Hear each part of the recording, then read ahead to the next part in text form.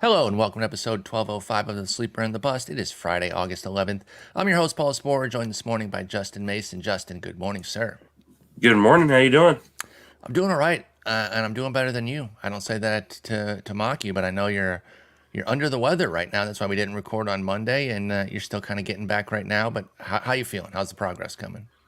I am alive, which is better than I thought I was going to be on That's Monday. good. Like we talked Sunday night, and I was all like, "All right, let's do this." And It was game over. yeah, I woke up on Monday morning feeling like I got hit by a truck. I haven't been able to write this week.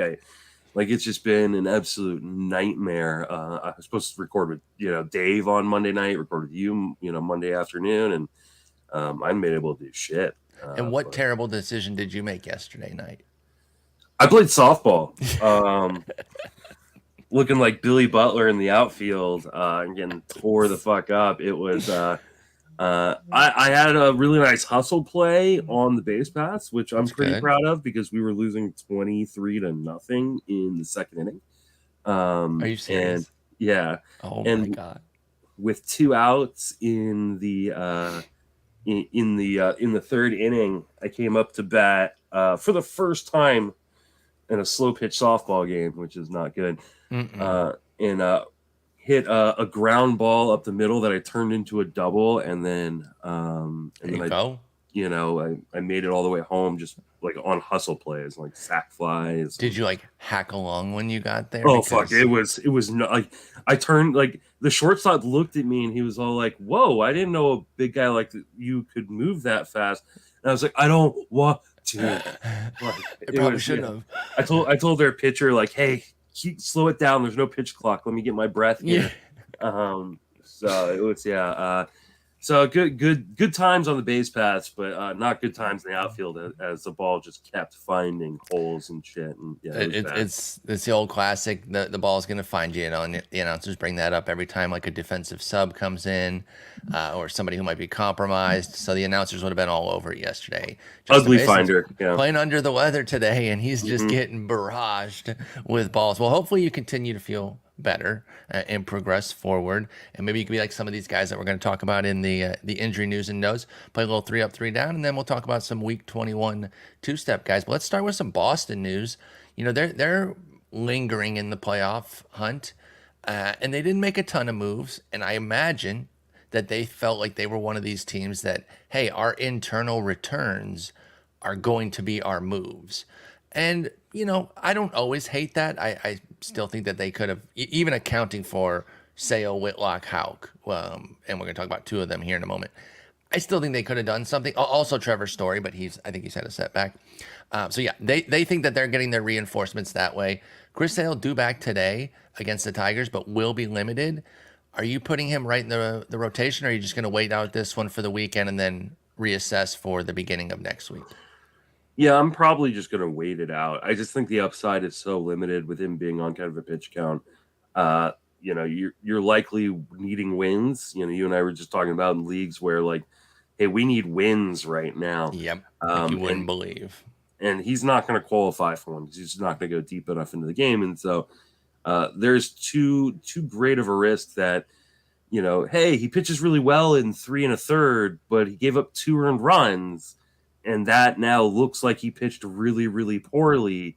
And you're not going to get a ton of strikeouts because he's not going to go deep. And now you definitely can't get a win. So there's just too much risk that things can go wrong with not very much upside in terms of even if things go perfectly. Like, Yeah, because they're saying about 4 innings for Sale. yeah, He 4 went 50. scoreless innings isn't like that It's just amazing. not going to move the needle that much, even if he dominates the Tigers. So I'm sitting this one out. Going to check back in with him early next week. Yeah, it's the Tigers. You'd like to get the quality. And, hey, maybe some of y'all could use every K you can get, right? Your team situation will determine where you're at here. But I think generally I'm leaning no on Sale today, and then just reassessing for at Washington next week, which should be nice. But go pick him up. I think he's a roster everywhere. He's on a lot of waiver wires, though, because he's been out for a bit. So go check and make sure on Chris Sale. Garrett Whitlock is due back Sunday, not as a starter. That's Cutter Crawford's day. We don't know if he's going to start right now. So I'm curious how you're playing something like Garrett Whitlock's potential return, because we don't really know exactly what they're going to do with him. Are you gonna pick him up and see what's up, or just let it ride with Garrett Whitlock? I think he's a pickup and stash. I mean, I love Whitlock from a skills perspective, but we know that they bounce him between the rotation and the bullpen, Yeah, a and I lot don't in his think he's career getting a starting already. spot. Yeah, so he may be a follower to someone. Maybe he tandems up with like Nick Pivetta. But Oh God, if he is second to Pavetta and starts taking my Pavetta win chances, I'm gonna flip this desk over. yeah, I swear to God. So I think like he's one of those guys that like in deeper leagues I would pick up and stash, just to kind of see what his usage looks like. But I think there's a really good chance where he's limited to like 60 pitches. Absolutely, like if that, right? I think they're already saying that Whitlock's going to be a multi-inning reliever down the stretch. So it might be following somebody, and it could be following Pavetta. Hopefully, it's after Pavetta throws 5 or 6. But yeah, I think Whitlock you can pick up and stash if you want to see where he's at. Probably 12s or deeper at the most, though. And even 12s, you're maybe just holding and seeing, okay, he is a reliever. Never mind, pass. But I don't even think you need to worry about Whitlock and 10 teamers until he gets put back in the rotation, if he does, which right now he is not. Joe Musgrove is not throwing until late August. I switched the rundown on you there. Finished with pitchers here before we talk about the 2 catchers. Are you holding Joe Musgrove? And if so, what leagues? So I did hold him through this last fab. Okay. I've got him as my number 1 starter in Tout Wars. For those who don't, or sorry, my number 1 starter in my main event. That was the league where like I missed out on a lot of the starting pitching, and I just went, okay, screw it. I'm gonna have a really great offense, and I'm gonna figure the pitching out. And I started figuring the pitching out with Joe Musgrove. He's been great.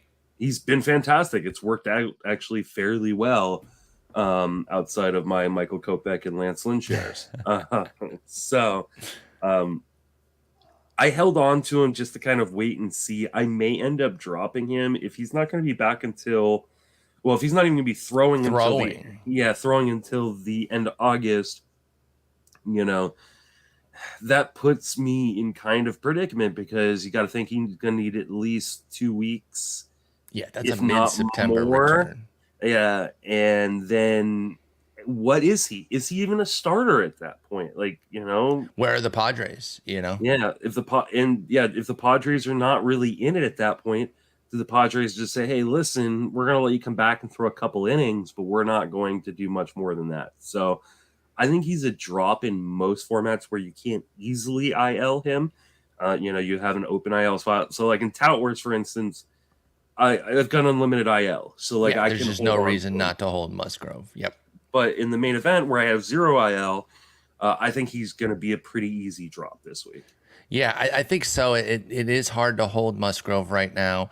Your individual situation will definitely matter. One thing I will say, if we put it as around a mid-September return, again, we don't know if we assume he just goes back into starting, right? Let's just take the positive end of it with Musgrove here.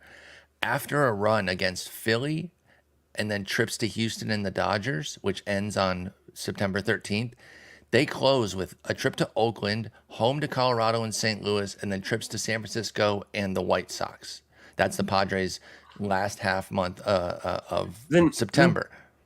Pick them back up the week before that. Exactly. I still don't think you necessarily hold him until then, but I just wanted to point out that if he is returning around that, now he could return and start at the Dodgers, but if he's returning at the A's, then he does get a couple good starts down the stretch, and that could be helpful. Still don't know if I'm holding for a whole month to this point, which is what I think we're going to need with Joe Musgrove. So I'm cutting him in most spots too, unless I've got the IL spot. Yeah. All right, let's talk a couple catchers here working their way back. Logan O'Hoppe is on rehab. He's working his way back. This is one, I mean, I know we gave an update on this recently, but when he first went out, it was looking like it's the season. And no reason to think that, he's going to come back. We'll catch up with you next year. But here he is working his way back. Now, they hit a big losing streak after making their moves, which I really liked LA's moves. But then they hit a big losing streak, and now they're kind of back as major long shots. But if they get going again, and then O'Hoppe can return, I still want to believe. I'm a sucker. I'm a sucker for this team. Have been since the Trout era started here. Just because I want those guys in the playoffs, Trout and Ohtani. But are you picking up Logan O'Hoppe in any two catcher formats right now? No, I don't think so. Just Um, don't not worried or not thinking he's going to give too much once he's back. yeah, if we get to a point where like, hey, he's been on fire in AAA and he's due back any day, then maybe I'll throw a dart at him. But these kind of injuries tend to sap power to begin with, and like you mentioned, like we didn't expect him to be back, and so while it's great to see that he is working his way back, who knows like at what point he could be on rehab for 30 days and then they could extend it. There could be a setback. Like I don't know that there's enough there for fantasy managers to be like, oh, this is worth stashing. I think there are other guys to stash if you're going to stash. It's just always hard to stash a catcher too, right? Yeah. Unless you're talking like top of the scale. And hey, O'Hoppe was hitting very well, but it was 16 games, right? I have no idea what to make of an 886 OPS in 59 plate appearances. I'm excited that he's coming back. I think it could help the Angels, but I agree. I'm not necessarily running out and stashing O'Hoppe. 15 team, two catcher. If you need a second catcher and you can easily get him or something, sure. But as Justin pointed out, this rehab's going to go for a while. They said when he started it, it's going to be like a 2-3 week kind of rehab here. This is not a quickie. He's in single A. So I think he's going to ascend through the minors. O'Hoppe is. So maybe when he gets to AAA, that's when you make your move if you're interested. Yeah. Jonah Heim could be back next week. Looks like he's only going to be batting lefty, which of course means he'll be playing against right-handers as a switch hitter. So that's fine in terms of the playing time. But where are you at on him? Now, he was the number one catcher when he went down. Jonah Heim was. I think there's a lot more intrigue in him. But what's your expectations for the number one catcher when he returns and he's limited to only batting lefty? I mean, I definitely have reduced expectations from Jonah Heim moving forward, but I think in a lot of leagues that are two catcher leagues, he's worth picking up and and hoping that even if he's 75% of what he was, like that's still valuable in two catcher formats. In one catcher formats, I don't know that he would rank as a top 12 catcher rest of the way. It's So tough. I think that's probably not a move I would make. But for instance, I dropped him in my main event when he got hurt. I'm trying to pick him back up this week. I don't blame you for either move. I don't blame you for cutting, and of course, I would jump back to go get him. Let me ask you something about. Let me compare him to a guy who's actually hitting better of late and working his way back up the catcher rankings. He's 13th on the year now. MJ Melendez. Yeah, Looking at those two down the stretch. Okay. Yeah, because Melendez is playing every day in the outfield And doesn't catch. Yeah, exactly. Yeah. Exactly. So I do like that. I do think the volume of Melendez, even if I think pitch for at bat might be worse, like his rates.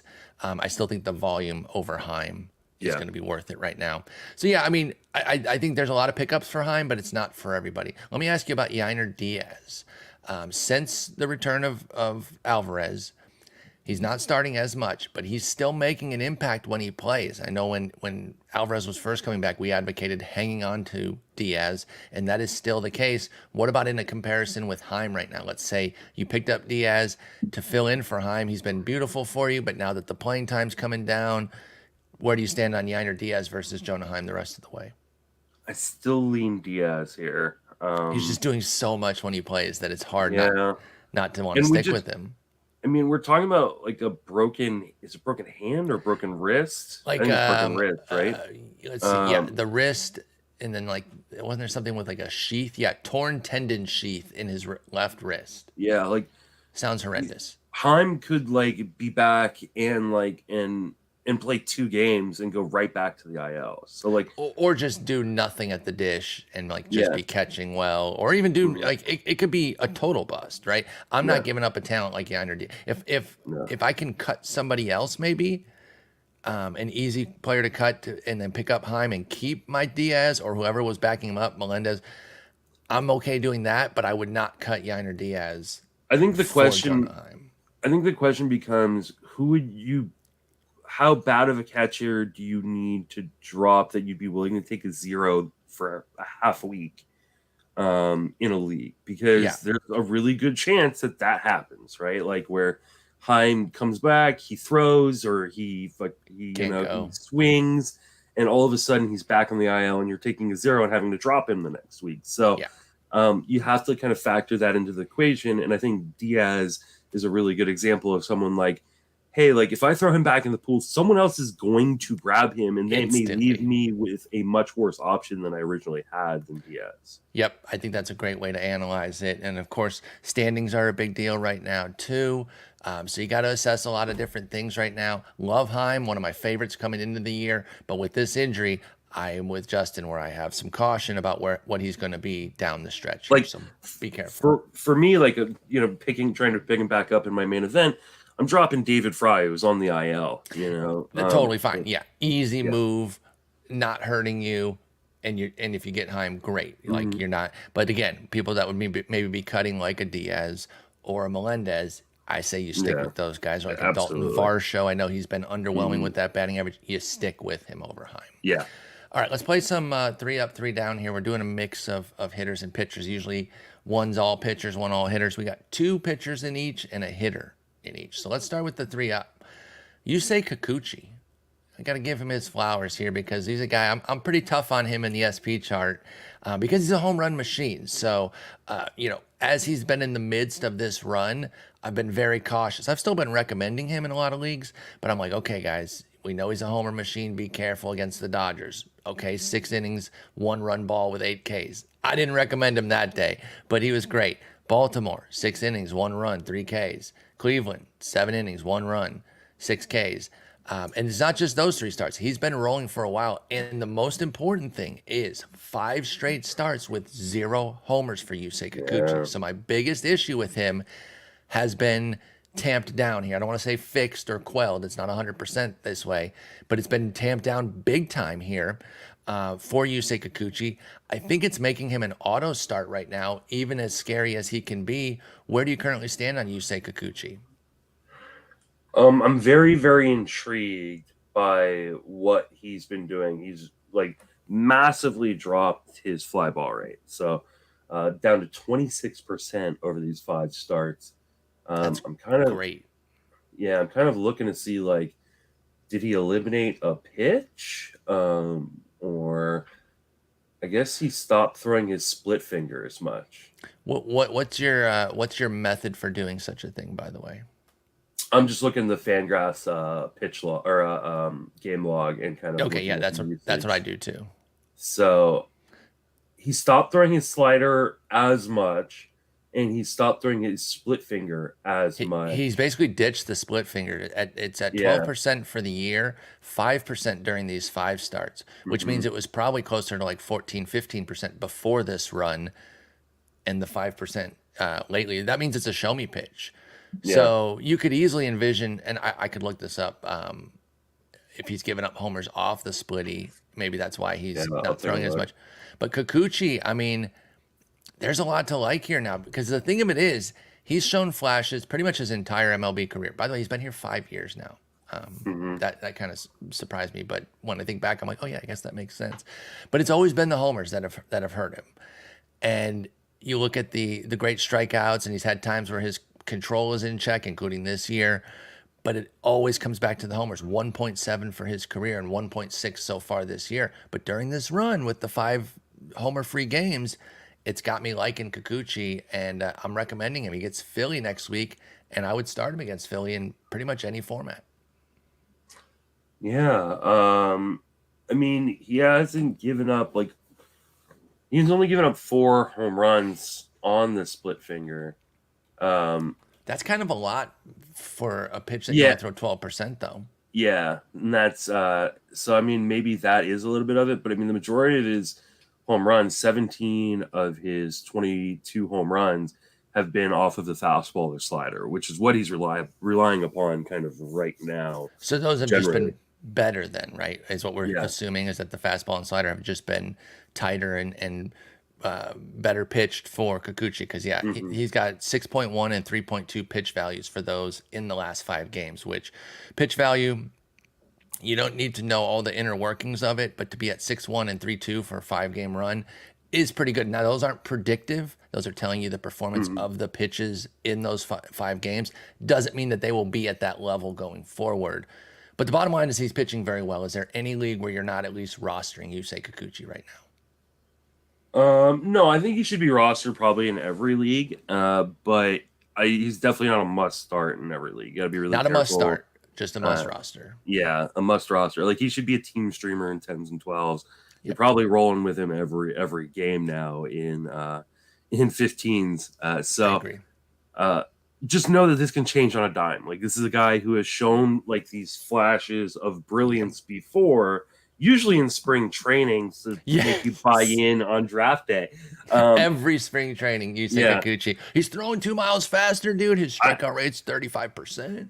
After falling on my ass last year, I go, am I Charlie Brown with Yusei Kikuchi? I feel like I am. Yep. And so I refused to draft him this year. Same. I didn't buy the hype. And frankly, until recently, we were in the right there. But hey, that's why you don't judge things too early, because now, if you're looking at the composite, it's been pretty strong for Kikuchi. Well, no, you know what? I think you can judge things too early when it comes to some players, only because how many people are rostering Yusei Kikuchi right now that drafted him? Started with him. That's a great call out, right? Like, so if you did draft him, you gave up probably a long time ago.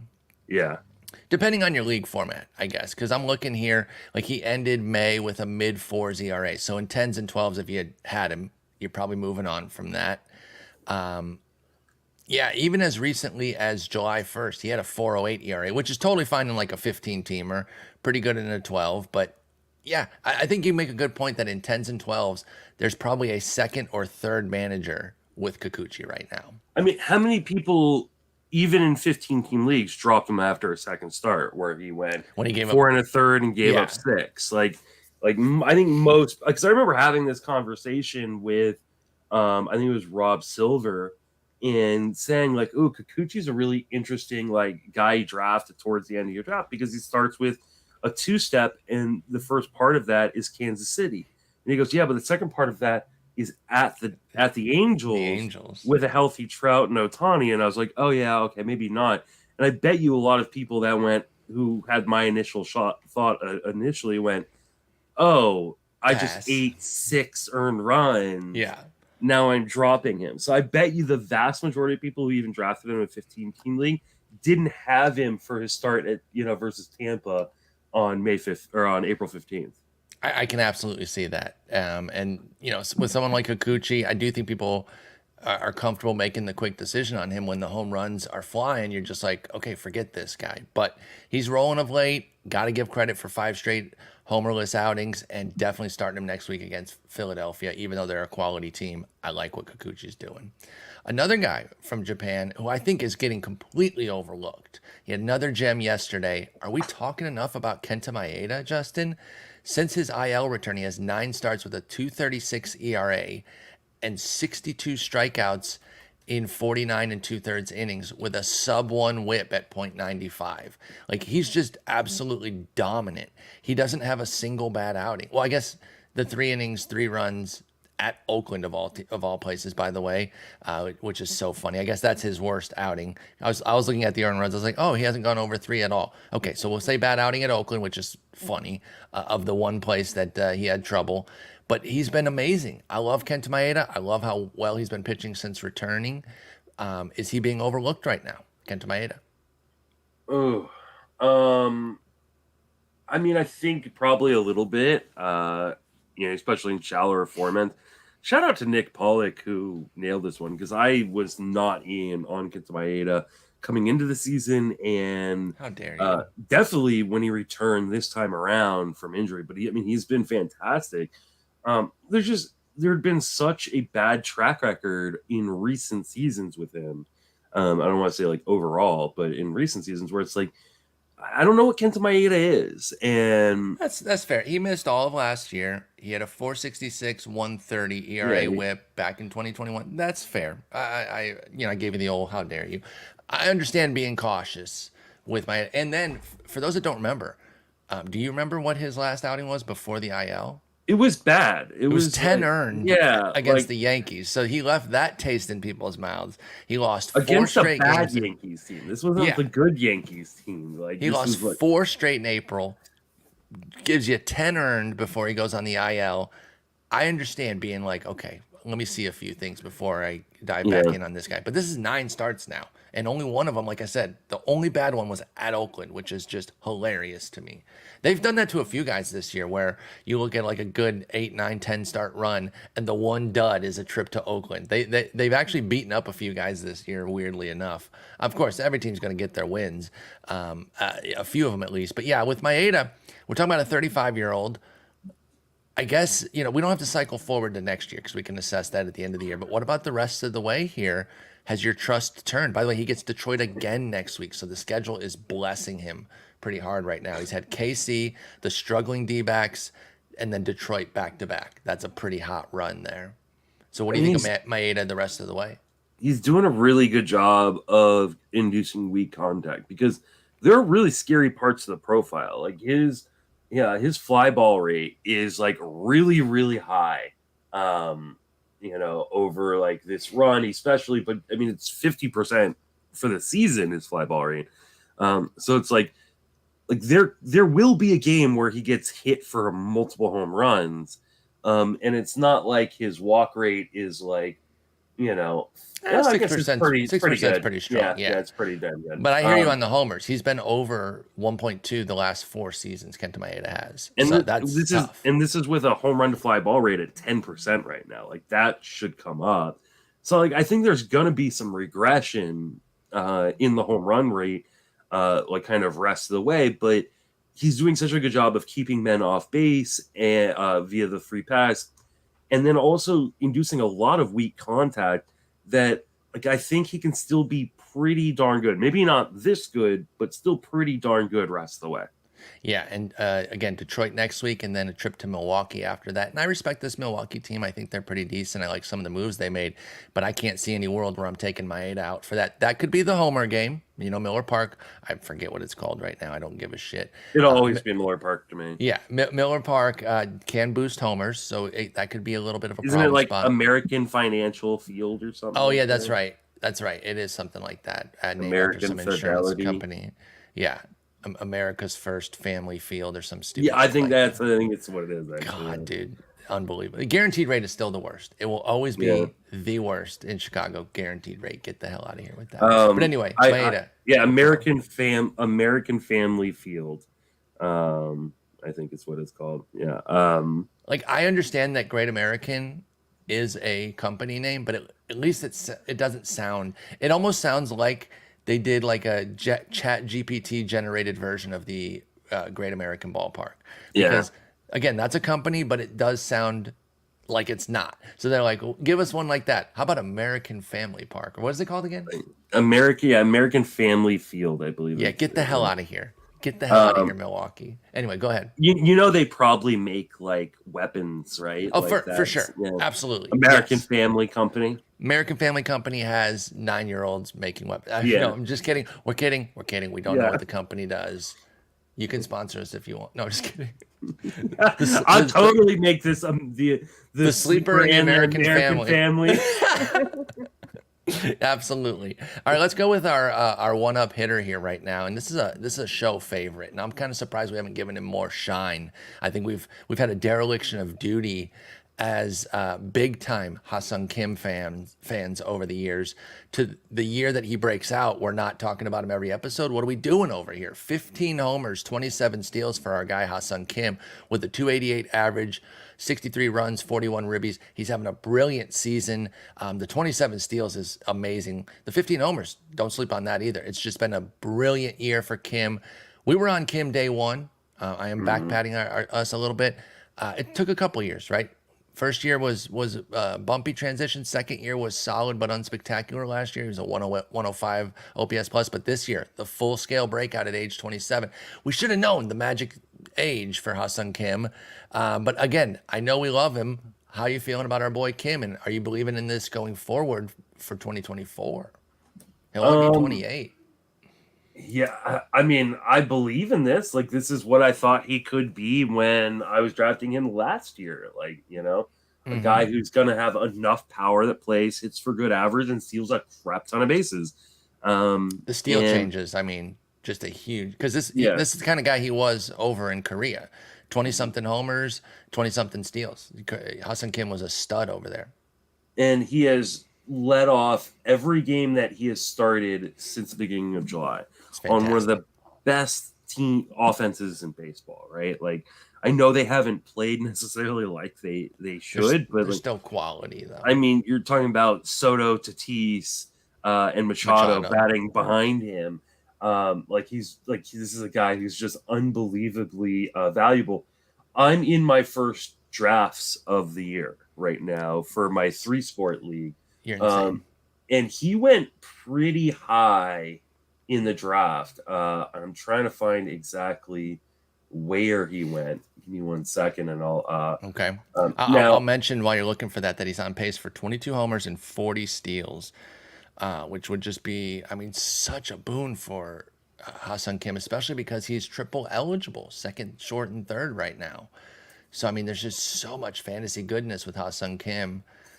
And, of course, it's not the year where I have him on every freaking team. Yeah, I mean, I've got him in a number of spots, which has been really, really nice for me. Unfortunately, not in any of, like, my big money leagues.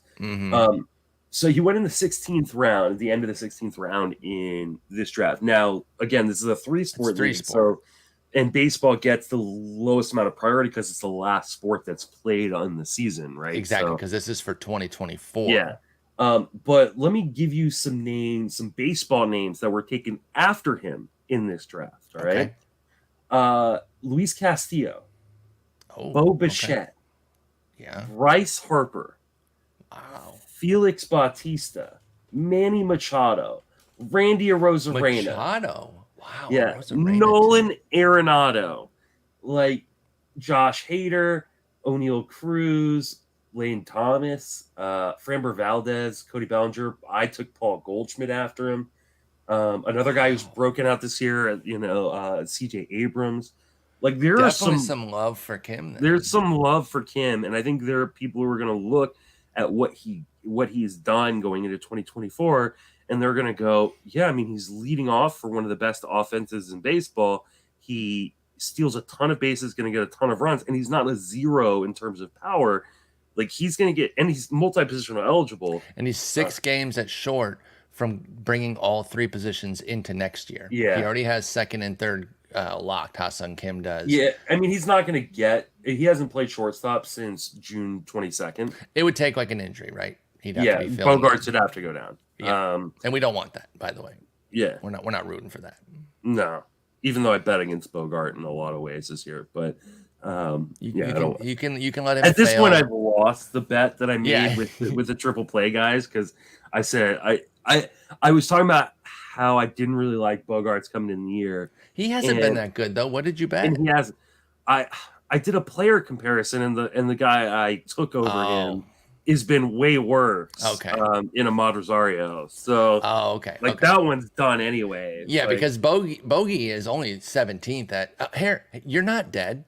It's 17-19 at shortstop, according to the player. Let's go. You are in this right now. And I will say, at least in the short term here, Ahmed Rosario has been hitting all right with the Dodgers, at least anecdotally. He's been on my bench. I haven't cut him yet because there hasn't been anybody better to pick up. But yeah, he actually is hitting better with the Dodgers. So you're not dead on that one. But anyway, with Kim, are you buying enough to draft pretty high next year then too? Yeah, I mean, I definitely want to, before I lock myself in, I'm going to do my projections really early this year, or at least start them really early. Yeah, so I definitely want next month. Yeah, I'm probably going to as well. So I'll have a really good idea by the time we get to Arizona in November. But yeah, I think I am, because the hit tool has been really, really good. Plate skills are fantastic. His Ks are up a bit, but his walks are up 5 points. Again, we're still talking about Ha-Seong Kim. He's gone from a 17% K rate to 20%. I can live with that, especially when it's a 9 to 13% walk rate jump. I love that for Kim. And a lot of that strikeout rate has been passivity at the plate, right? Like, he's trying to get on base. He's got a 6% swing and strike rate this year. which is an improvement from 7% Yeah. and then And 9% the year before. he's only swinging outside the zone like 21.5% of the time. He's making fantastic in zone contact when he does swing. So yeah, those added Ks are 100% an approach change to where you're going to get deeper into counts. You're going to have more Ks. So yeah, I fully buy this. I don't think Ha-Seong Kim is going to be cheap next year. I'm okay. I'm willing to pay it. like there's a chance he goes 20-40. That's the pace right now. And Like, I think it's he could insane. do that. And I think he could do it again next year. I don't think this is a mirage. I believe in Ha-Seong Kim and I love what he's doing. Let's go to 3 down. Hook 'em horns, man. This is a longhorn here, but I saw this one coming a mile away. And most people did, by the way. This is not a brag on Bryce Elder, but you had to see it coming. The tough part is, at least until recently, like it's been such a struggle now that I think people are off of him. But when it first started to turn, his ERA was moving from like 245 to 297. It's like I still had trouble like getting him out of the lineup, even though you knew that trouble was coming. He's moved his ERA from 245 to 364 over his last 6 starts. It's been a rough go for Bryce Elder. 4 mega duds, but also 2 gems against Milwaukee mixed in there. That's kind of funny. But yeah, trips to Tampa Bay, the Cubs and Pittsburgh have not gone well. One of those makes sense, right? Tampa Bay, but then, well, the Cubs too. The Cubs are good as well, but getting murked at Pittsburgh is really upsetting. Arizona crushed him, and then, like I said, he beat Milwaukee twice. So you're looking at a 7.94 ERA in the last 6 starts for Bryce Elder, 17 Ks, 12 walks, and 28 innings. We knew that he was way over his skis with the hot streak. I don't think many people thought he was this bad, though, and now he's kind of come crashing the other way. And this is that phenomenon that doesn't make sense mathematically to say, like, oh, he's been so good here, he's going to have some bad starts to even it out. Mathematically, you're supposed to say, oh, no, he'll be his 450 projection from here forward. But we know the way baseball works that you usually have some negativity coming your way to kind of like balance things out. I know it is like a flawed principle, but it doesn't always come out that way, but it often comes out that way. And I think Bryce Elder was just a matter of time, right? A 10% strikeout minus walk is so underwhelming. It was never going to sustain a sub 3 ERA. He's still only at 364 for the year. Are you even holding Bryce Elder at this point? Did he do enough good work in that first half that you're still holding him? Or are you possibly moving off of Bryce Elder altogether? I think in 10s and 12s you should move off of so Elder. I think in 15s, like anybody with a pulse right now, like still too good to cut. Yeah, it's still too good to cut. Like, yeah. I mean, the hard part is like, when do you play a guy like that? Like, you know, because I felt the same way about Michael Kopech, and then it's like picking and choosing his starts is a nightmare. It's an I'm still so glad I cut him, dude. I don't have to deal with that headache. Yeah. My Tums budget came way down when I cut Michael Kopech. So I think there's a lot to. I don't have a problem necessarily cutting him, but. Cutting Elder? Yeah, cutting Elder, but it's really, really hard to figure out when you're going to get to use him. Let me ask you this. Go ahead. I was going to ask you, like, he's home versus Yankees next week. Would you start him there? Because then he'll line up for a 2-step. That's where I was going to get you, was the 2-step. Okay. At home to the Mets and at San Francisco. Let's say we pass on the Yankees because it's a 1-step and Judge is back, even though they're not that good. Okay, we were going to hold him and pass on that. I do think that Elder then faces that litmus test of, if you can't start him in a 2-step, then you cut him. I was going to say that exact same thing. I think obviously it depends on what your other options are. But in a 15-team league, like, there's not a ton of other. I started Yanni Chirinos this week trying to like get 2 wins, and that started off terribly against Pittsburgh. Yeah, they clocked him. And now I get the Mets, and so if he gets clocked twice, that's going to feel really bad because I could have had 1 mediocre start from Michael Kopech as opposed to 2 really bad starts from Yanni Chirinos in a league where I can't really afford that. But I mean, I think that. I'll be interested to see what his start percentage is in like the main event. Me too. Because I think his is one of those guys where you probably should start him on that 2-step. The Mets are atrocious right now offensively, and the And Giants your are boys are struggling. mediocre. Yeah. They're mediocre at best. And it's So in San Francisco. in San Francisco, yeah.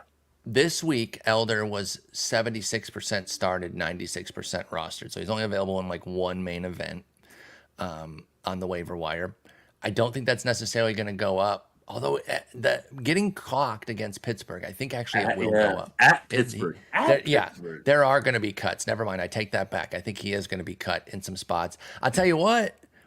And then if he goes out and puts, like, let's say he goes out and puts up 6 innings, 4 runs against the Yankees. So not a quality start. I take him on. I mean, I think there's a number of, in 15-team leagues. Now, I want to make sure people realize we're talking about in 15-team leagues. We're not talking about 10 and 12. Yep. He should not be rostered in those leagues. Like, no, you can leave him there. Even for the 2-step, you can leave Bryce Elder. In 15-team leagues, like, we are scraping the bottom of the barrel right now. Like, yeah, let me tell you the guys that are out there that you could pick up if you weren't getting a Bryce Elder. JP Sears, win potential doesn't exist. Ross Stripling, like, what are we doing there? Nothing. Talent doesn't exist. Paul Blackburn, again, win probability. Like, Colorado and Oakland starters. Matthew Liberatore, I know he threw a great revenge game last night. I'll tell you right now. So these are the most rostered guys that are available in my main event right now. Okay. Zack Littell, and I'm taking off injured guys. Zack Littell, Luis Severino, David Peterson, Carlos Carrasco.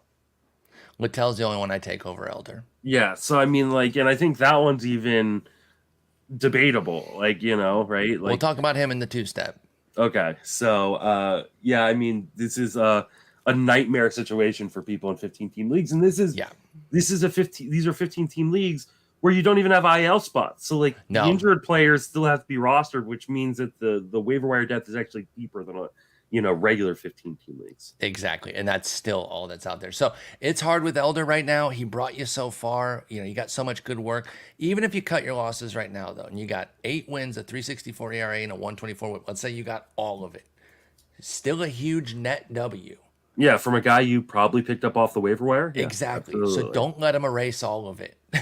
Be careful. It's okay to move on from him. He has an 18% K rate. You don't have to just use his full season numbers and say, I have to keep this guy. There are situations where you can cut him. 10s, 12s, easy. 15s, be careful with Bryce Elder. Marcus Stroman is nowhere near being cut for a similar reason. He's a much bigger name value, but also the whole, like, he did so well for me. He's on the IL now, though, too, so that adds another twist. But Marcus Stroman has given back everything. And this is another one where it kind of makes sense if you looked at the underlying metrics and you said, okay, his Sierra, his FIP, all those ERA indicators are right in line with the numbers that they've always been, like a mid-3s type of guy, even when he had a low 2s ERA. So over his last 7 starts, he's had a 9 ERA with 28 Ks in 30 innings. And only one good start mixed in there. It was against Boston, of all teams, one of the better teams. But then got beat up by a bunch of mediocre and bad teams, and now he's on the IL. Where do you stand on Marcus Stroman now? And where are you holding him, if anywhere, with the injury? I mean, I think he's projected to be back on Friday, quick, right? Yeah, Friday versus Kansas City. So you're holding him through that at least, and then we reassess.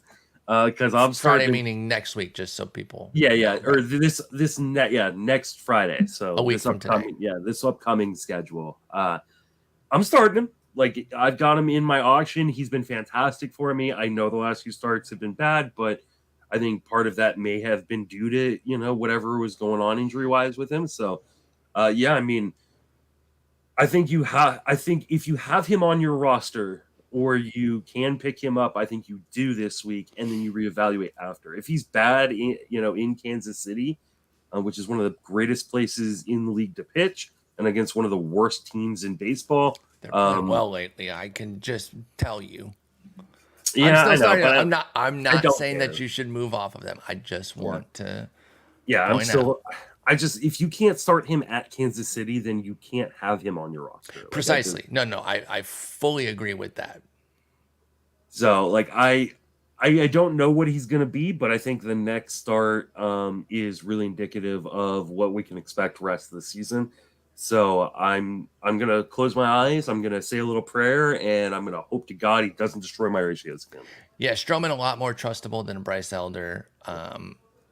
I think if you just expect like a mid-3s ERA with a decent whip and some win upside from Stroman, you can continue to I mean, expect that. So yeah, they're in a I would playoff race right now. absolutely. No, I would stick with him too. I agree. I We agree. I have think Fangraphs has the Cubs as a 30% chance of winning the division. that's totally fair. Yeah, I respect what the Cubs are doing. It's been fun 50% watching chance them. to make the playoffs. I mean, Yeah, I mean, it's a good team, and I they're like not that going they to let bought. him. They're not going to let him get just destroyed. Like if he's No, no, no. not, He's not going to if he wear doesn't look, something. yeah, Yeah. he's not going to wear 6 in 4 innings or something Yep. like that. He, if he's bad early on, they will just pull him and bring in Wisniewski or whatever. Yeah. Unless Wozniacki gives up like some inherited runners. I agree with you. Yeah. They're not just going to let Stroman get pummeled, especially that first start back off the IL. And like you said, at KC, you got to do it. You got to. Yeah. So we're sticking with Stro. It's been tough, but I think you got to roll with him. And then the three down hitter is Teoscar Hernández. And it's been kind of a down season. He leads the AL in strikeouts, 244, 291, 415 slash line. 17 homers, 5 steals. It's been even worse of late for Teoscar. And you look at July, he had a 534 OPS hitting 200. So far in the first week of August, it's actually been a bit better with an 881. But if you add July and August together, you're looking at 33 games of pretty down work. He had an amazing June, 6 homers, 949 OPS, but really bad April, May. Teoscar just hasn't quite been there, and he's putting a batting average drain on you too with a 244. Definitely an OBP drain if you play an OBP league at 291. Are we still holding Teoscar in 10s and 12s? I think 15s, it's not a question, so we don't even need to go there. But what about 10s and 12s? Is Teoscar still somebody that you're holding, or even starting, let alone holding? I mean, holding, let alone starting. Sorry. Yeah, I mean, I think I can understand dropping him in 10s and even most 12. Here's the thing, like the underlying numbers say he's been exactly who he's always been. He's just getting kind of some bad luck in terms of like the overall numbers, like, the overall surface numbers. He's a guy who swings too much. Mm-hmm. But when he makes contact, it's hard contact. Far. Yeah, exactly. But we're talking about like since the All-Star break, he has a 1% walk rate. 1%, like with a 32% strikeout rate. And if you look even further under the hood, you go, hey, he's making above league average contact at 86% in the zone, right? Like that's pretty good, right? Well, the problem is he's swinging outside the zone 46% of the time. Which is a nightmare when you're talking about usually league average, and I can double check what league average is this year so far, but usually it's around like 30, 28%, right? Yeah, not even 30. And like, so for him to be swinging that far outside the zone, that often is like indicative of a guy who really has no understanding what the strike zone looks like. And pitchers are taking advantage of that. They're going, well, like, hey, he makes good contact in the zone, but he'll swing outside of it. So why would I ever throw it in the zone? Yeah, why would I ever give him the chance to necessarily beat me? So for league context this year, O-swing is 31.8% league average, and he's at 46.8%. Like that's crazy for Teoscar. Like that is an insane amount over. So, but here's the thing, like this is the kind of guy that if you're looking for just someone who could get hot at the end of the season, he's that kind of guy. Like if he has 12 home runs in a month, I'm not going to be surprised. I agree. But I think there's also a really, really good chance that he hits 120 as, instead of hitting. Right? Yeah, like it's a huge range of outcomes. So for those of you who are in head-to-head, like I know we don't talk enough about head-to-head because a lot of you play in it, he's the kind of guy that I don't want because he could sink your playoffs. Totally agree. But in Roto, like you go, oh man, like I can kind of close my eyes and hopefully the numbers at the end of the year are pretty darn good in spite of bad skills. So where do you think he ranks Teoscar Hernández among outfielders this year? With 17 homers, 5 steals, and a 244 average, which isn't as bad as I implied that it was worse than it is. I'm going to guess that he's just outside the top 40. Damn, dude, you're good at this. He's Yeah. 37th. Well, He's see, actually just inside the I top did a 40. lot of like ranking stuff for my 3-sport draft. Okay, So so like you're I in have tune with it. like I know that like Cedric Mullins, who's missed like a good portion of the year with injury, is still like in the top 50. So I was like, well, that means Teoscar's probably ahead of him, which means like yeah. So Yeah, so outfield's been bad. Outfield has not been exactly. good this year. So Yeah. 37th, obviously any 5 outfielder league, Mhm. Teoscar's still super viable, but even like a 3 outfielder 10 teamer, 37th outfielder when you count reserves and everything, he's not that far out of the mix, especially when some of these outfielders are probably being played elsewhere. Like Spencer Steer is better utilized at like third base. Mhm. Tatis probably at short. So maybe not even have to cut him in tens. Might be a pickup if he does get hot. So keep an eye on Teoscar. I agree with you in the head-to-head piece 100%. You do not want a guy like that. He can sink you and just be a complete dead spot. But he is running a little bit hotter right now, even though he's in 3 down. His last week has been good. There's a couple 3-hit games.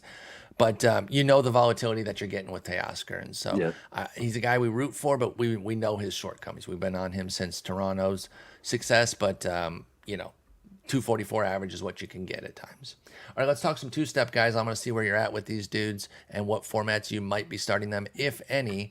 Hey, man, Graham Ashcraft, I think those of us who were in on him at the beginning of the year, we're finally back in because he's actually pitching well and bringing some skills with it. Now, he's been on a decently long stretch right now, but at the very beginning of it, the skills were putrid, Justin. We're talking like 1-to-1 strikeout to walk. And I'm like, I can't buy into this. But now if you look at the last 4, the strikeouts are up and the walks are staying pretty low. So if you add it all up, it's 8 starts of a 194 ERA for Graham Ashcraft with a 18% strikeout rate, which isn't great, but then an 8% walk rate, which is fine. So again, that includes the ugly part of it when he wasn't striking anybody out. He has 8, 2, 5, and 7 Ks in his last 4. So 3 good. The one bad one was against the Dodgers. So it's a lot to say that an 8-start run of high quality with the skills finally coming along, home to Cleveland and Toronto. So both at Great American Small Park. Are you starting Graham Ashcraft this week? And if so, what formats? Oh, that is a really, really good question. 15's got to be yes, right? Yeah, I think so. Be. So I picked him up. I'm trying to see exactly what the date was. I think it was, yeah. Okay. So I picked him up 5 starts ago, and in these 5 starts, I've gotten 32 1/3 with 25 strikeouts, at a 2.23 ERA and a .99 WHIP. And he has been a godsend for my main event team who needed ratio help. This is like a pretty nice 2-step. Toronto has not been good recently. Correct. And Cleveland is a dumpster fire offensively right now. They're easy to get. I say that now. Jose Ramirez is going to hit 4 homers. Well, but when does Jose Ramirez start? Oh yeah, we don't even know. He might not even be for this game. For the series. Could you imagine how perfect that would be? I feel like you have to start him in just about every format. I think so too. Graham Ashcraft, I think, is startable everywhere right now. Yeah, I mean, I'm starting him for sure in my main event. I just for sure in the main 12 team easy, and then 10s. I think it's viable. It's that classic. It might not be your roster because in a 10 team you could easily have a rotation that's too good, but somebody in that league needs to be starting Graham Ashcraft, Cleveland and Toronto. What about Braxton Garrett? He gets a toughie, Houston, and then at the Dodgers. He's had his struggles, and it's usually confined to a start or 2, but then he gets back on track, and he's back on track again lately. Now, the one thing about Braxton Garrett is he's pretty firmly limited to 95 pitches or fewer. If you'll notice this year, he hasn't gone over it. In fact, it's closer to 90 and fewer because he's been 90 or fewer in all but 2 of his 23 starts. So that limits him, but he's been able to consistently go 5, a lot of times 6 as well. But it does put him in that little danger zone, especially against Houston and at the Dodgers, where these could be 8 innings, right? These could both be 4-inning outings. So what are we doing with Braxton Garrett, Houston, and at the Dodgers? Where are you starting him, if anywhere? I think he's kind of a must start. I mean, I think so too. That's the tough part. But what about even in 10s and 12s? Yeah, I mean, if you like he's had 2 starts in which he gave up multiple home runs, but those starts killed his like overall line. So like if you kind of excuse, especially that Atlanta start earlier in the He season, wore that. Remember where when they he made him just wear it wore too? that, yeah, like if we just like we'll cut off like the good work that he did before that. So if we sort by May 8th on, so it doesn't include that May 3rd start, like he's got a 3.57 ERA with 10 strikeouts per 9. Rest the way, like he's He's just too good, right, Garrett? too darn good. And like I understand like these are really scary starts because the Dodgers are one of the better teams in baseball and And Houston's healthy. Houston's healthy, but neither of those teams have been Houston and the Dodgers of old. That's fair. I think you're starting him on both of these. Like in 15s for sure. I think in most 12s and a lot of 10s. Like I think you're I think starting so. him. Yeah. I agree because you're just not going to find a whole lot else out there that's as good of the combined talent with some upside here too. Because Miami's playing pretty well, right? They can still. And he Yeah. only has 6 wins, but he can get a win here as well with one of these 2 games. Yes, it's 2 difficult opponents, but I find myself pulling the trigger on Garrett a lot here, even in the Like shallower formats. even if you just look at what he's done in the second half, which is not good on the surface, right? Mm-hmm. 5.47 ERA, under a strikeout an inning. And a lot of that is bad luck. He's had a 360 BABIP, a 64% strand rate. Like those are both numbers that you go, oh, he's getting unlucky. And the FIP and XFIP bear that out. He's got a 330 XFIP and a 375 FIP. Like That's he in he 5 should, starts since the break, right? yeah, and 5 starts since the break. Like he should be better than what the numbers have shown Yeah. since the break. So like I think he is. Like I think he's one of these guys that I kind of wish I had written him up on my buy low article this week. Now looking, maybe I'll write him up next week. But yeah, I mean I think he's one of those guys like the numbers do not bear out what he has been, and I think he is a really really good starter rest of the way and a really sneaky starter coming into next year. I totally agree with that on Braxton Garrett. I've put Miami in that class of teams that I just really trust with their pitching development. Yeah. It's not just the park. That certainly helps, but they are good at developing pitchers. I like Braxton Garrett. I'm totally with you. The trip to Baltimore was a little tough, and then 3 homers against Colorado at home, which was a real bummer because he got them in Miami and kind of blew that start. But his last 3 since then have rebounded. I'm starting Garrett everywhere. I mentioned Zack Littell earlier, or actually you did. I said we'll talk about him here. He gets a trip to San Francisco and a trip to the Angels. So he's heading out west. Are they pulling this off again? Is this right-handed Jeffrey Springs here? Zack Littell, since joining the rotation, it's only 3 starts, right? Or actually 4 starts, and then there's a 2-inning appearance mixed in there. So we're going back to July 19th, basically the second half. 2.42 ERA, 17 Ks and 1 walk in 22 and a third innings. It's just over a 1 whip at 1.12. So we know what the Rays can do with guys out of nowhere. Is Zack Littell the latest? And are you starting him at the Giants and Angels? Oh my God. No, he's not the next. Like this is Okay, it's a little lofty to say that, but is he any good? Is Zack Littell any good even? No, I don't think he is. I think he is the epitome of the phrase like, hey, major leaguers, even the worst major leaguers are still really good baseball players. And any major leaguer can like go through a stretch in which they are a viable major leaguer, right? Because like this is a guy who's been in and out of the majors for years. I remember with the Giants, he gives up so much contact. He's doing a good job of limiting damage, but like this is gonna come crashing down. Like I don't think he's a very good pitcher. He's not overpowering at all. I think he is getting pretty lucky. And 342 BABIP with the Rays has not come back to hurt him. Yeah, I think there's going to be some massive regression. If you want to use him against the Giants, I have no problem. The Angels scared me. Like as much as I know the Angels like have not been like the best of teams, it's not really their hitting that's been a problem. It's the exactly. pitching. And so like I'm not super worried, or I would be a little worried about using him against the Angels. So in 15-team leagues, I think you're rolling with it because you like the first start of the weekend. You just hope he survives versus the Angels. But in 10s and 12s, I just think the upside is so limited on a guy who's getting like 7 strikeouts per 9 that why would I risk that? I think your full assessment there on Zack Littell makes a ton of sense. I invoked the Jeffrey Springs name there mostly as a gag because he does not have the dominance, the kind of overpowering stuff that we were seeing from Springs that turned into something legitimate before he got hurt. It's great what Littell's doing, and I agree on 15s, but 10s and 12s, I think it's too hard to start. I've been terrified of the Angels all year. You do not want to start non-aces against them. What about Clarke Schmidt? Here's another big challenge, right? Like we got 4 guys here, Ashcraft, Garrett, Littell, and Schmidt, who have different levels of appeal. But outside of Ashcraft, the other 3 all have difficult 2-steps. Clarke Schmidt has to go to Atlanta and then home to Boston. He's been doing a lot better lately overall.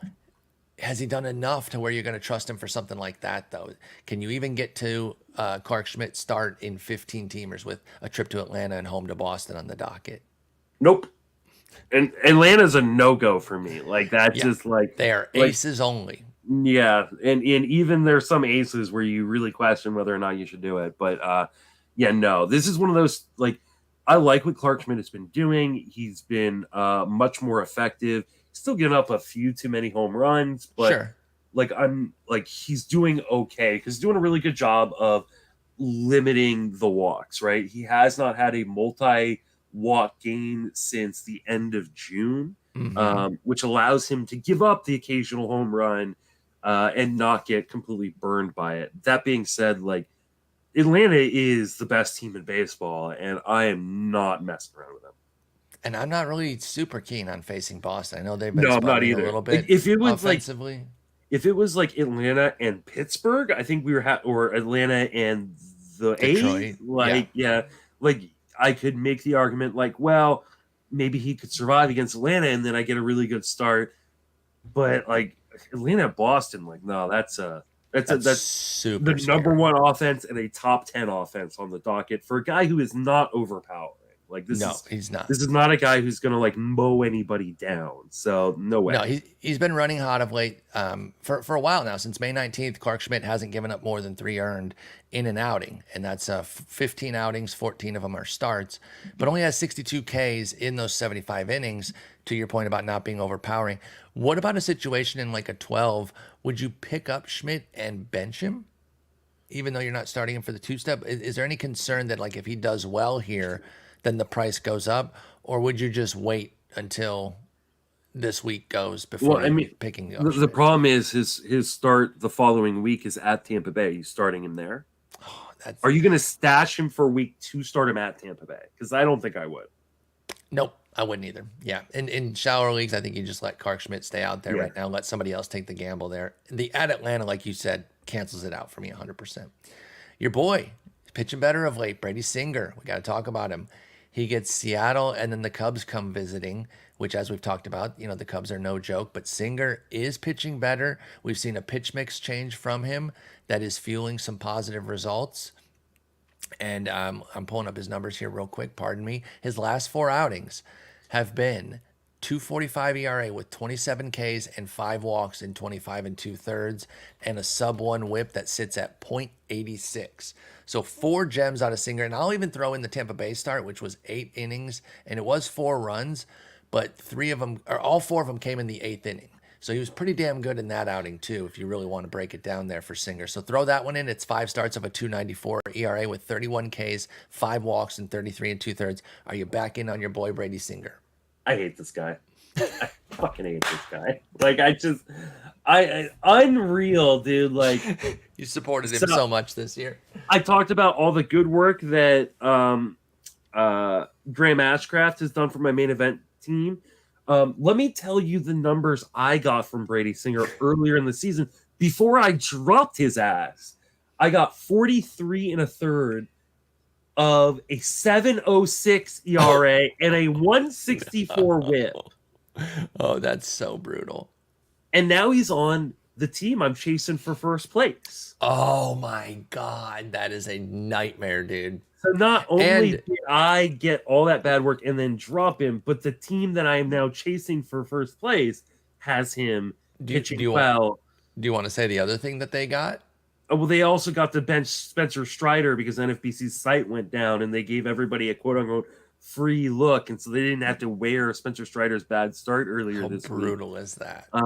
You know, I'm not mad at Matt Modica and Jason Anthony, who are the guys ahead of me. No, the Sharon main event team ahead of me. Like they did exactly what I would have done too, because I did the math. Even if he throws a no-hitter later this week in the second start of the week, he would still have like a 4.80 ERA for the week or something like that. So and it's hard. Like, okay, so for people that don't know, the NFBC site went down for hours on Monday. Yeah, I don't know what else they could have done during lineup lock. And during lineup lock, and that's no matter what they did, people were going to be mad. Yep, because you either say, "Hey, listen, lineups lock." Sorry, the site went down. You got to eat it. Or you say, you do what they did, which is say, hey, we're going to let people change their lineups even for games that have started until this period of time. Yeah. It just so happened that it fell on the time where I was sick and went and took a nap because I went to go double. I set my lineups already, but yeah, you'd already set. I went to go double check and I couldn't get in. I was like, well, screw it. I'm going to go take a nap. And then I wake up to, this is the ruling, but the time is already passed in which you can do it. And it just screwed me. It may end up, I moved into first place in that league. And so, not that people care about my team, but whatever. It's a bummer, but it is funny that Singer is now double burning you because you've cut him and now he's on their team. He's pitching well. So let's put your bias aside, your rightful bias. I don't know that I can. Would you recommend others start him? Okay, you're too nervous about it. No, I said I don't know if I can put my bias okay, you don't aside. know if you can put your bias aside. Can you recommend him to others to go get Singer now that he's rolling? I mean, here's the thing. Like, I don't think that much has changed. Like, no, it's like a little pitch mix change, right? It's like a very little. And it's a change up. He's throwing closer to 10% of the time. Okay, which is that so it's not even that big of a change. And so it's like, I think this could revert back on a dime. And so I think this is one of those things where you use him while he's hot, but the first sign of trouble, you might want to drop him. So like, I can understand like, hey, you play matchups with him, and what did you say his two starts? He's getting Seattle and home to the Cubs. I think you can roll with that this week, but like if he gets beat up on one of them, I think you have to drop because he's still virtually a 2-pitch guy. You know, his last start he only threw it like 6.5% of the time the third pitch.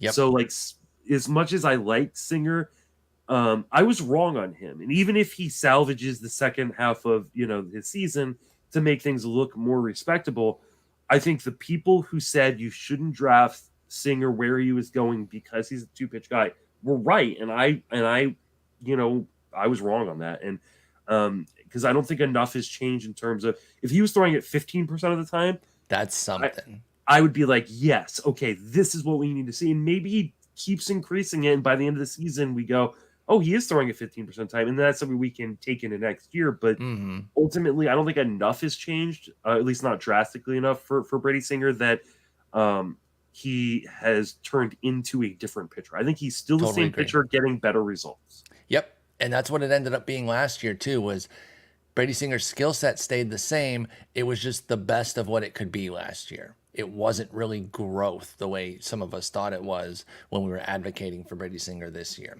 JP Sears, guy we've talked about actually a decent bit this year because I feel like he's had like 52 start weeks, but he's also just always available because he's in Oakland A. He's been pretty good overall. You look at a 4.23 ERA, that's okay for 15s. You can live with that. But then a 1.12 WHIP, that's good anywhere. But he has a 2-9 record. And 117 Ks and 125 2/3. So sub 1 K per inning, no win potential, and only a mediocre ERA. He does get a trip to St. Louis, which they're a decently difficult offense, but it's a good park. And then he invites Baltimore to Oakland. So pitching in 2 good parks, if you're not chasing wins, let's put that off to the side, because if you are, I don't think you can start any Oakland guy. But if you just need ratios, Is there enough here from JP Sears that you would take this gamble? Absolutely. I think he is a must start outside of a scenario in which you are desperately chasing wins. Okay. And you're like, well, screw my ratios. I just need wins right now. Yeah, which is about the mode I'm about to be in, by the way. Yeah. He's been really, really good. And I'm really glad that I've got him on a number of teams. And in spite of the fact that Oakland sucks and he doesn't get wins, like he's still been just a really good pitcher. So, and who knows, maybe they sneak a win one of these days. How great would that be? I mean, at St. Louis is a pretty good spot for them to sneak a win. So, on a team that desperately needs to keep losing in order to make sure they're getting a lottery spot for next year's draft. So, I'm all for JP Sears in spite of the fact that you can't buy a win for him. Yep. Again, if you're not chasing wins, go for it. If you are chasing wins, you cannot start him. Emerson Hancock made his debut, and I thought it was pretty impressive. I mean, they're starting to become a bit of a pitching factory over there in Seattle, too. Remember, he was a number 6 overall pick. He had a lot of hype. He's been bypassed by a lot of guys, but it's more because they've done well. Your Bryce Millers, your Brian Wu, George Kirby, Logan Gilbert, like they've all kind of bypassed him. But I don't think it's because he's some loser prospect. He's just kind of been pushed down a little bit and his outlook has dimmed maybe some, but I thought he looked pretty solid in his debut here. And now Emerson Hancock gets a trip to KC and a trip to Houston. So it's kind of that classic 1 up, 1 down. Is there enough here to go for Emerson Hancock? And if so, what formats? I think if you need a guy who isn't going to like rack up a crap ton of strikeouts, but could develop or could, post some pretty decent ratios and, good win potential. I think Seattle has quietly been really, really good since the break. And they now have, they're the last team out of the playoffs right now at the season ended today. So like they have an opportunity to jump into that mix. And so, yeah, I think it's a good park to pitch in. Let's see, his 2 starts are at Kansas City, which is a fantastic start. And then at Houston's a little bit scarier, but I think I would probably roll with it if I was win seeking and looking for a little ratio help. Yeah, I think that all checks out for me with Emerson Hancock. I made the reference that if you put all those 4 young pitchers on a spectrum, and you got Kirby and Gilbert over here on the command and finesse side, and Wu and Miller over here on the power dominant side, Emerson Hancock is like 2 clicks from the middle toward Gilbert and Kirby. Like he's not super dominant, but he's also not Mr. Command the way they are, but he leans toward those guys. So like you said, lower Ks. He threw 4 pitches at least 17% of the time. So Nick and I were watching it on playback together with the group. It was a lot of fun. It is a really good pitch mix and arsenal and very much in the same vein as like a Kirby and a Logan Gilbert. So I think Seattle's done a really good job with these pitching prospects. They really have, man. And this is all without Robbie Ray. Yeah. Like they lost an ace, or at least an ace adjacent player. You know, if you're not fully in on him as an ace, I get it. I've been anti Robbie Ray relative to people too, but like they lost a big time frontline starter, and they still run 6 deep right now. They also lost Marco Gonzalez. Oh. And yeah. No, well, no, that is not for fantasy, but that is a real life loss. Because it's an innings eater. It's a guy who can do a lot of innings. And yeah, I know you were trying to be funny, but like for a real life team, like that is a loss. A guy who can just munch innings like Pac-Man over there. So yeah, we like Emerson Hancock. He'll be an interesting pickup this week.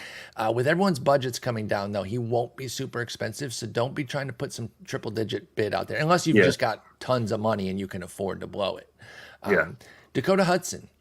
He gets Oakland and the Mets both at home. That's the main reason that I put him on here. He's super volatile. When he's off, I swear he just gets absolutely destroyed. But when he's on, he can look kind of decent. It's usually via contact being turned into outs. He was okay at Tampa Bay, 5 innings, 3 earned. 7 innings, 3 earned the start before that against Minnesota with 7 Ks too. Is Dakota Hudson doing anything for you? And does the Oakland start entice you enough? I mean, the Mets, like I mentioned, the Mets in the trade deadline, they not only traded players away, but then they also put Marte back on the IL. They sent Beatty down. Like this is a shell of a team. That being said, there is risk here. There is a ton of risk. Big time. What do you think his zone contact percentage is this year? Dude, it's got to be huge. I mean, 92%. Is that too high? 93%. Oh, You're not high right enough. there. Like that is ridiculously high. Again, Yes. for context, league average is usually around 85%. That's like crazy. And we're talking 93% would be like, almost Luis Arise level. Yeah, he turns the league into Luis Arise. That's a good way to put it. Yeah. So this is a really, really good two-step. You probably should roll with it, especially in 15-team leagues and some 12s. But this could go awry very, very quickly when you're turning entire teams into Luis Arise contact ability because you give up a ton of contact. Things can go bad in a hurry. Yep.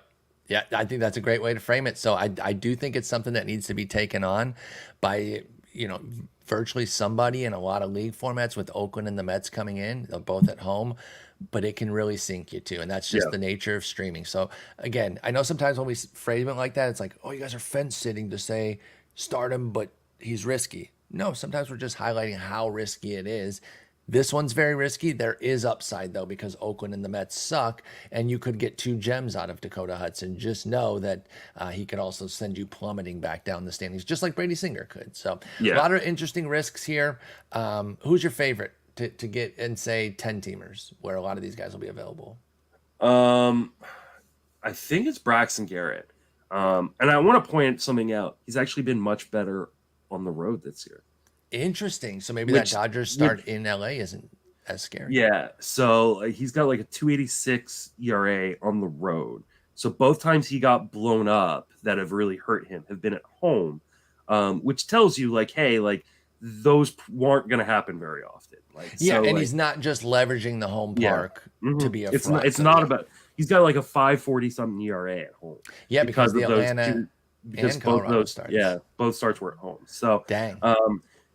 I think Braxton Garrett's my favorite, followed by I'm gonna say followed by JP Sears and then Ashcraft. Okay. Yeah, and again, Sears, if you need wins, do not go for him. And Justin agrees with that caveat. Only if you're desperate for wins, because I mean, Oakland just sucks. Oakland is, I don't know if they actually are technically, but I believe Oakland is the worst team ever constructed. It's really bad. It's really bad. Really, and again, we got into this last year with the discussion where I was like, I don't think they're going to fully bottom out. They don't usually do that. And they've had 2 fully bottom out years. I was dead wrong on that. The last time they lost 100 was back in 1979. And so Justin and I got in a big debate last year about how bad they were. I was like, they're bad, but they're not going to be, holy crap bad. No, they're holy crap bad since the beginning of last year. So I was definitely wrong on that one. But Justin, great talking with you. You are sounding better, but I know you need to get some more rest to get fully healed, and hopefully everything's good. By Sunday, are you and Jason going to be going on Sunday, or is it going to be dependent on what your health is? We should be going Sunday. Okay. So, I mean, I'm feeling well enough where I could record with you. I should be able to record with him, and he's going to be available. So we're going to record Sunday, and hopefully I'll be able to get back to writing today. So that way you guys are enjoying my written content as well as my sickly talking content. Sounds great. Well, I hope you continue to feel better, and I'll talk to you later. Take it easy.